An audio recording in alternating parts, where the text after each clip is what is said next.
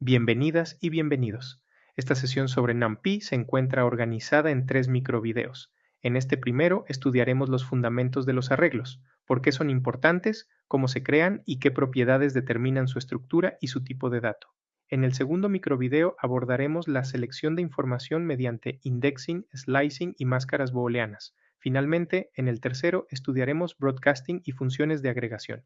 El propósito no es revisar toda la biblioteca, sino comprender el modelo de cómputo orientado a arreglos que sustenta gran parte de las herramientas utilizadas en inteligencia artificial y analítica de datos. Las listas de Python son estructuras flexibles y apropiadas para numerosos problemas. Pueden almacenar objetos de tipos distintos y modificar dinámicamente su tamaño. Sin embargo, esa flexibilidad introduce costos cuando necesitamos procesar grandes cantidades de valores numéricos. NumPy utiliza una estructura especializada denominada ND-Array. Sus elementos comparten un mismo tipo de dato y suelen organizarse de forma más compacta en memoria. Además, muchas de sus operaciones se ejecutan mediante rutinas compiladas. La analogía mostrada permite visualizar esta diferencia. Una lista se parece a una mochila con objetos diversos, mientras que un arreglo organiza valores homogéneos dentro de una estructura regular. Consideremos la suma de 10 millones de números. Mediante un ciclo, Python debe administrar cada iteración, acceder a cada objeto y ejecutar repetidamente la operación. En cambio, np.sum procesa el arreglo utilizando una implementación optimizada. Los tiempos mostrados deben interpretarse como un ejemplo ilustrativo. El resultado exacto depende del equipo, las versiones de Python y NumPy, el tipo de datos y la metodología de medición. El factor de aceleración no es una constante universal. Lo importante es la diferencia de enfoque. En problemas de gran escala, reducir el trabajo realizado por el intérprete puede afectar significativamente el tiempo de ejecución de una etapa de procesamiento. Existen 3 diferencias centrales con respecto a las listas. Primero, los arreglos son homogéneos. Todos sus elementos se representan mediante un mismo dtype. Segundo, permiten expresar operaciones vectorizadas. Una instrucción como array por 2 se aplica al arreglo completo sin que escribamos un ciclo explícito. Tercero, la representación regular de los datos permite un acceso más eficiente a la memoria. Estas ventajas no significan que las listas dejen de ser útiles. Las listas siguen siendo apropiadas para colecciones heterogéneas o estructuras cuyo tamaño cambia constantemente. El N de array resulta más adecuado cuando trabajamos con datos numéricos estructurados y operaciones repetitivas. Después de importar NumPy mediante import numpy as np, podemos crear un arreglo con la función np.array. En el primer ejemplo proporcionamos una lista de enteros y NumPy infiere un tipo entero. En el segundo utilizamos valores decimales y se genera un arreglo de punto flotante. En el tercero indicamos explícitamente float 32. Esta inferencia es conveniente, pero no debemos asumir que siempre coincide con nuestras necesidades. En un flujo de analítica o aprendizaje automático, el tipo de dato afecta la precisión, el consumo de memoria y la compatibilidad con otras bibliotecas. Por ello, conviene inspeccionar el dtype después de crear el arreglo. La función np.array dispone de varios parámetros, pero aquí nos concentraremos en 3. Object representa los datos de entrada, normalmente una lista, una tupla u otro arreglo. dtype permite indicar cómo deben representarse sus elementos. Si lo omitimos, NumPy intenta inferirlo.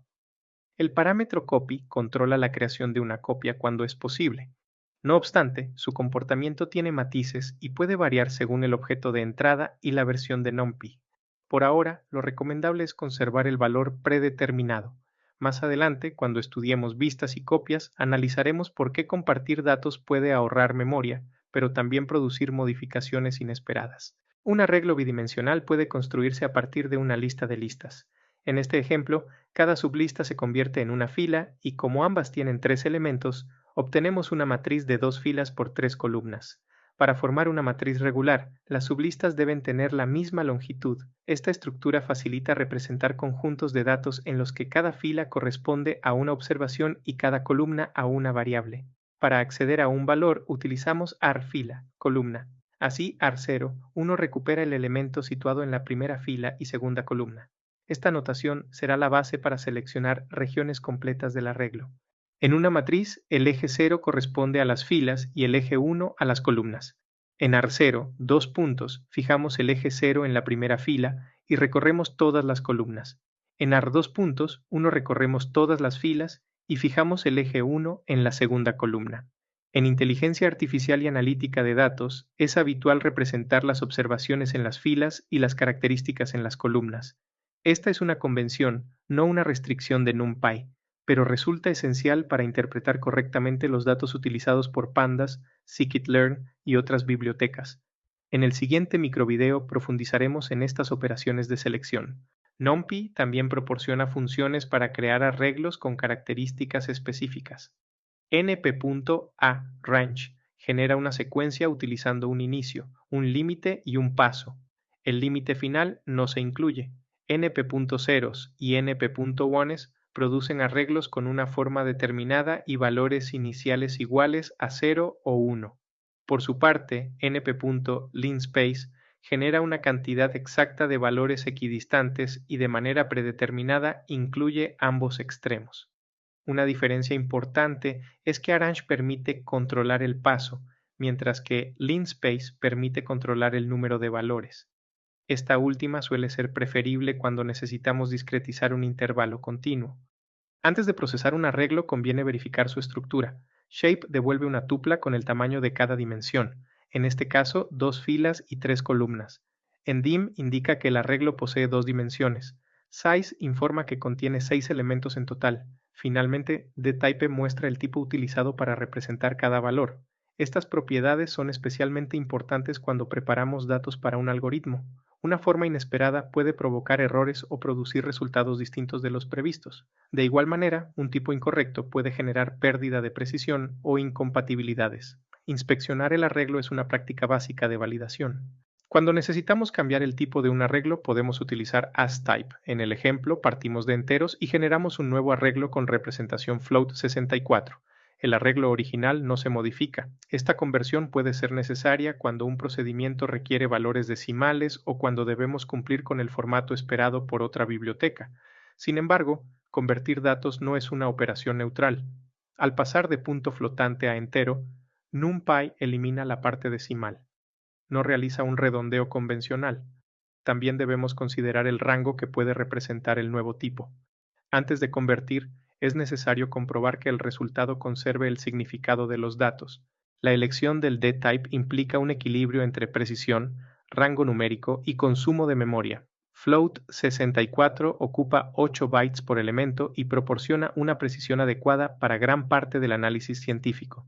Float 32 ocupa 4 bytes y es frecuente en aprendizaje profundo, donde los modelos pueden contener millones de parámetros y ejecutarse en GPU. UINT8 ocupa un byte y permite representar valores de 0 a 255, por lo que es habitual en imágenes digitales. Un tipo más pequeño reduce el uso de memoria, pero también limita la precisión o el rango disponible. La elección debe responder a los datos y al procedimiento computacional. Una vez creados los arreglos, podemos operar con ellos directamente. Cuando sumamos, restamos, multiplicamos o dividimos dos arreglos con la misma forma, NumPy combina los elementos que ocupan posiciones correspondientes. Esto se conoce como una operación elemento a elemento. También podemos operar con un escalar. En array más 10, el valor 10 se aplica a todos los elementos. Este es el caso más sencillo de broadcasting, tema que desarrollaremos en el tercer microvideo. Estas operaciones no son instantáneas, pero suelen ejecutarse eficientemente. Además, la vectorización permite expresar con mayor claridad qué transformación queremos aplicar, sin distraernos con la administración de un ciclo. En este primer microvideo aprendimos por qué NumPy resulta importante para el cómputo numérico, cómo crear arreglos de una y dos dimensiones, cómo consultar sus propiedades y cómo controlar el tipo de dato. En el segundo microvideo estudiaremos indexing y slicing con mayor detalle. También utilizaremos comparaciones y máscaras booleanas para seleccionar observaciones y aplicar transformaciones vectorizadas. En el tercer microvideo analizaremos las reglas de broadcasting y utilizaremos funciones de agregación para obtener resúmenes globales, por filas y por columnas. Después de completar los 3 videos, aplicaremos estos contenidos en el notebook de práctica guiada de la sesión.